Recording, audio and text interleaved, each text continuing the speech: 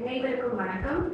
வாய்ப்பளித்தமைக்கு நன்றி கூறிக்கொண்டு, இலங்கைக்கு முதலாவது, அதாவது உலகத்துக்கே முதலாவது பிரதமரை, பெண் பிரதமரை கொடுத்த பெருமைக்கும், பெண் எழுத்தறிவு வீதம் 92% கொண்ட நாடாகவும், ஆண்களை விட பெண்களை பட்டமளித்து பல்கலைக்கழகங்களில் இருந்து வெளியேற்றும் ஒரு ஊடகமாகவும் இலங்கை இருக்கும் இந்த காலகட்டத்திலே அண்ணளவாக 30.3% பெண்கள் மாத்திரமே வேலை வாய்ப்புகளோடு இந்த நாட்டில் குறிப்பிட்டு வருகின்றார்கள். அதிலும் குறிப்பாக ஆண்களுக்கும் பெண்களுக்கும் ஊதியம் அடிப்படையில் பார்த்தோம் என்று சொன்னால் கிட்டத்தட்ட 27% வித்தியாசம் அங்கு பதிவு செய்யப்பட்டிருக்கின்றது. அது மட்டுமல்ல, ஒரு வேலைத்தளத்தில் வேலை பார்க்கும் பெண்ணொருவருக்கு பாலியல் சார்ந்து துன்புறுத்தல்களுக்கு இடம் கொடுக்கின்ற பெண்கள் என்ற அடிப்படையில் 68% விகிதம் பதிவாகி இருக்கின்றது. இன்றைய இந்த கூட்டத்திலே சமூகத்தை நான் எவ்வாறு விளங்கிக் கொள்கிறேன் என்ற நோக்குகின்ற போது, ஒரு பெண்ணாக ஒரு வேலைத்தளத்தில் நாங்கள் வேலை செய்கின்ற இடத்தில் சட்டமானது எவ்வாறு ஒரு பெண்ணை அவர்களது பெண் உரிமைகளை பாதுகாத்து தருகின்றது, அது இந்த காலகட்டத்திலே எவ்வாறு இயங்குகின்றது, அது இருக்கின்ற சட்டங்கள், ஏற்கனவே இருக்கின்ற சட்டங்கள் போதுமானதா, அதை நாங்கள் எவ்வாறு அமுல்படுத்த போகிறோம் என்ற கோணத்தில் ஆராயவிருக்கின்றேன். அதற்கு நான் 3 கோணங்கள் எடுத்திருக்கின்றேன். முதலாவதாக, தற்போதைய காலகட்டத்தில் இலங்கையில் அமுலில் இருக்கும் சட்டங்களில் உள்ள ஏற்பாடுகள் என்னென்ன, இரண்டாவதாக அவ்வாறான சட்ட ஏற்பாடுகளில் உள்ள இடைவெளிகள் மற்றும் தெளிவின்மை சம்பந்தமாக ஆராய்ந்து, இறுதியாக எங்களுடைய முன்னோக்கிய நகர்வு எவ்வாறு இருக்க வேண்டும், பெண்கள் சார்ந்து பெண் உரிமைகளை பேணி பாதுகாப்பதற்காக சட்டம் எவ்வாறு தொழிற்பட வேண்டும் என்கின்ற கண்ணோட்டத்தில் இன்றைய தலைப்பை ஆராயவிருக்கின்றோம். அதில் நாங்கள் குறிப்பாக முதலில் பார்க்க வேண்டியது என்று சொன்னால், இலங்கையில் தற்போது பெண்களுடைய பாதுகாப்பை, வேலை செய்கின்ற பெண்களுடைய பாதுகாப்பை உறுதி செய்யும் சட்டங்கள் என்னென்ன. எங்களுடைய அரசியலமைப்பு 1978ஆம் ஆண்டினுடைய அரசியலமைப்பிலே தெளிவாக சொல்லியிருக்கிறார்கள். உறுப்புரை 12 இனம், மதம், பாலியல் சார்ந்து ஒருவரை நாங்கள் பாகுபடுத்தக்கூடாது, அவருடைய உரிமைகள் பேணி பாதுகாக்கப்படும் என்று சொல்லியிருக்கிறார். அதே போல உங்களுடைய உறுப்புரை 14 ஒருவர் தனக்கு பிடித்தமான ஒரு தொழிலை செய்வதற்கான சுதந்திரமும் அங்கு வழங்கப்பட்டிருக்கின்றது. இதைத் தொடர்ந்து நாங்கள் பல்வேறு இன்டர்நேஷனல் கன்வென்ஷன்ஸ்களிலேயும் கையெழுத்திட்டிருக்கின்றோம் சாசனங்கள். அதாவது சீடோ கன்வென்ஷன், தமிழிலே பெண்களுக்கு எதிரான அனைத்து வகையான பாகுபாடுகளையும் ஒழிப்பதற்கான சமவாயம் என்று சொல்வார்கள். அந்த சமவாயத்திலே ஒரு பெண்ணாக இருந்தாலும் சரி, ஆணாக இருந்தாலும் சரி, ஈக்குவல் எம்ப்ளாய்மெண்ட் ரைட்ஸ், சமமான வேலை வாய்ப்பு, இரண்டாவது சமமான ஊழியம், மூன்றாவதாக பாதுகாப்பான வேலை தளங்கள் மற்றும் மகப்பேறு போன்ற பல்வேறு சம்பந்தமான விடயங்களை இந்த சமவாயம் ஆராய்கின்றது. அதில் நாங்களும் ஒரு சிக்னட்டரியாக இருக்கின்றோம். அது தவிர்த்து maternity benefit ordinance, women's empowerment act என்று சொல்லி பெண்களை மையப்படுத்தி பெண்களுக்காக இயற்றப்பட்ட ஆக்கப்பட்ட சட்டங்கள் என்று பல இருக்கின்றன. சந்தனை சட்ட கோவிலும் கூட பெண்களுக்கு எதிராக துன்புறுத்தல்களை, பாலியல் துன்புறுத்தல்களை மேற்கொண்டவர்களுக்கான தண்டனைகளும் அது தெளிவாக விளக்கியிருக்கின்றார்கள். அது மட்டுமில்லாமல் இன்டர்நேஷனல் லேபர் ஆர்கனைசேஷன், பன்னாட்டு தொழிலாளர் சங்கம், அவர்களுடைய சமவாயத்திலும் நாங்கள் கையெழுத்திட்டிருக்கின்றோம்.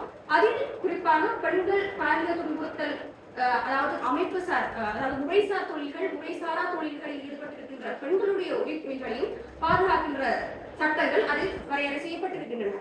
அதிலும் இலங்கை ஒரு பாட்டியாக இருக்கின்றார்கள். இப்பொழுது நாங்கள் இந்த சட்டங்களை விளங்கிக் கொள்வதற்கு முதலில் இதில் இருக்கிற தெளிவின்மை என்ன, ஏன் இன்று வரை எங்களுடைய வகிபாகம், அதாவது பெண்களுடைய வகிபாகம் முறை சார்ந்து முறை சாரா தொழில் ரீதியான வர்க்கத்திலே எங்களுடைய ஈடுபாடானது குறைவாக இருக்கிறது நோக்கினோம் என்று சொன்னால், முதலாவதாக உங்களுடைய அந்த உரிமை என்று வருகின்ற போது, பெண்கள் உரிமை என்று வரைக்குள்ள உங்களுடைய குடியுரிமை அரசியலமைப்பினுடைய உறுப்புரைகளிலே ஃபண்டமெண்டல் ரைட்ஸ், அதாவது அடிப்படை உரிமை மீறல்களின் போது அது ப்ரொடெக்ட் பண்றது யார் என்று சொன்னால் அந்த பப்ளிக் செக்டர், பொது சேவைகளில் ஈடுபடும் பெண்களை தான். ஆனால் இங்கு பல பெண்கள் தங்கள் இன்ஃபார்மல் ஒர்க், அதாவது முறைசாரா வர்க்கத்தில் வேலை செய்து கொண்டிருக்கிறார்கள். உதாரணமாக ஆடை தொழிற்சாலைகளிலேயோ அல்லது வீட்டு வேலைகளில் ஈடுபடுவர்களோ அல்லது தெருக்களிலே சிறு சிறு கடைகளை போட்டு வேலை செய்கின்ற பெண்களோ, இந்த பிரைவேட் செக்டர், அதாவது தனியார் நிறுவனங்களில் வேலை செய்கின்ற பெண்களுக்கோ இந்த ஃபண்டமெண்டல் ரைட்ஸ், அதாவது அவர்களுடைய உரிமைகள் மீறப்படும் பட்சத்தில் உயர் நீதிமன்றத்துக்கு போக முடியாத ஒரு பிரச்சனை இருக்கிறது. அப்ப அவர்களுக்குரிய தீர்வு என்னன்னு சொல்லி பார்த்தோம் என்றால், அவர்கள் ஐதர் லேபர் ட்ரைபுனலுக்காகவோ அல்லது ஒரு குற்றவியல் நடவடிக்கைகள் மூலமாகத்தான் அவருடைய தீர்வை பெற்றுக் கொள்ள வேண்டும். அது முதலாவது பிரச்சனை. இரண்டாவது பிரச்சனை, ஈக்குவல் பே, அதாவது ஆண்களுக்கும் பெண்களுக்கும் சமமான ஊதியம் தான் வழங்கப்படுகிறது என்றால் குறிப்பாக முறைசாரா நான் சொன்ன போல சிறு சிறு தொழில்கள் மேற்கொள்கின்ற பெண்களுக்கு வழங்கப்படுகிறதா என்று கேட்டால் அது ஒரு பெரிய கேள்வியாக இருக்கின்றது. அது மட்டுமல்லாமல் இன்ஃபார்மல் ஒர்க்கர்ஸ், முறைசாரா தொழில் ரீதியாக வேலை செய்கின்ற பெண்களுக்கு மெட்டர்னிட்டி, அதாவது மகப்பேறு மற்றும் லேபர் லெஜிஸ்லேஷன் என்றது அவர்களுக்கு பெரிதும் நிவாரணங்கள் வழங்குவதில்லை. அப்ப தற்போதைய நிதர்சனம் இலங்கையில எவ்வாறு இருக்கிறதுன்னு சொல்லி பார்த்தோம்னு சொன்னால், ஒரு பெண் ஒரு பாலியல் துன்பத்திற்கு உட்பட்டு அவர் வழியிலே இந்த பிரச்சனையை கொண்டு வழக்காக இதை மாற்றி ஒரு நீதிமன்றத்துக்கு அதை எடுத்து சென்றாலும் கூட கிட்டத்தட்ட ஒரு தசாப்தமாக செல்கிறது அந்த பிரச்சனைக்குரிய தீர்வானது எட்டப்படுவதற்கு.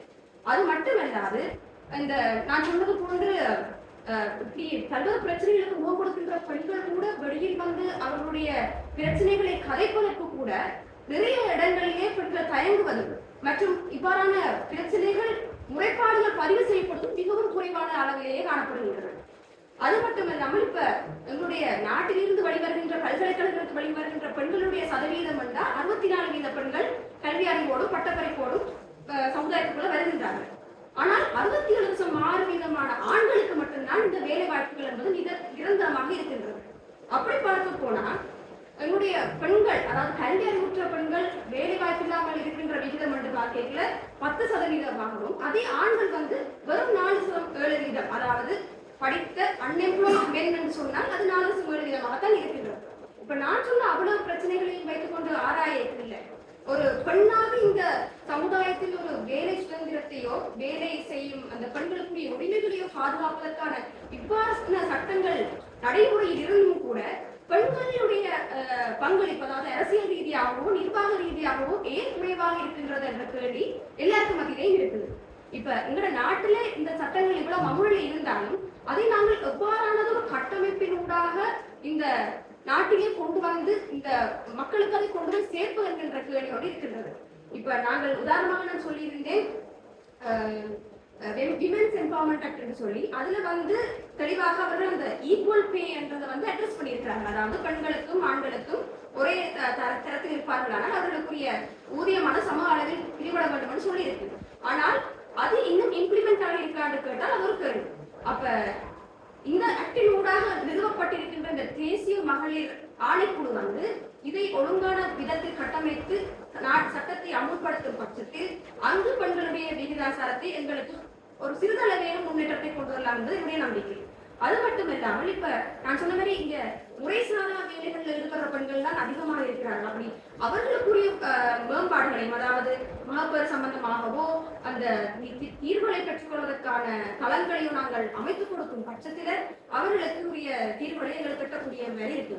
அது மட்டும் இல்லாமல் உதாரணத்துக்கு இப்ப ஆஸ்திரேலியாவில் நாங்கள் பார்த்தோம்னு சொன்னால் பாசிட்டிவ் டியூட்டி மாடல் ஒன்று இருக்கின்றது. அதாவது ஒரு தொழில் சூழல்ல வந்து ஒரு வேலைத்தளத்துல வேலை பார்க்கும் ஒரு பெண்ணுக்கு அவருடைய தொழிலாளி முதலாளியே பொறுப்பு கூறல் வேண்டும் என்ற அடிப்படை இருக்கு. அதாவது no complaint first but action should be made now.